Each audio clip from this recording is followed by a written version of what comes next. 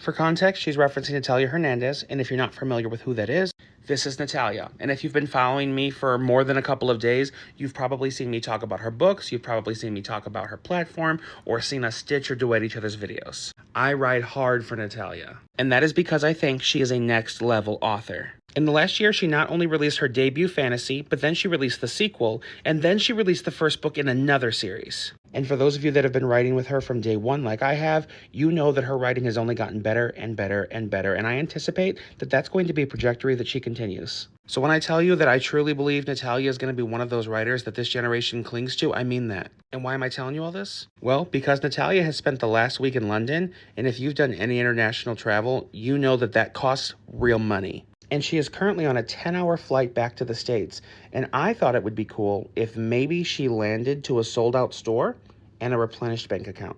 And between us, Natalia knows I'm making this video, and I don't think she thinks we can do it. But we're gonna, because what are we doing in 2024? We are making Black and Brown indie authors famous. So let me tell you about the books real quick. This is Namebearer and Follower of Flowers. They are the first two books in the Flowers of Prophecy series. This is a Latinx young adult fantasy that follows a young girl who was taken from her family as a baby and never even given a name, because her entire purpose in life is to prophetically name the next ruler. But when the queen's baby is born and she goes to get that prophecy, she finds out that the prince is not going to be the next king. And if she wants her kingdom to survive, she has to flee the palace and go in search of the unnamed prince.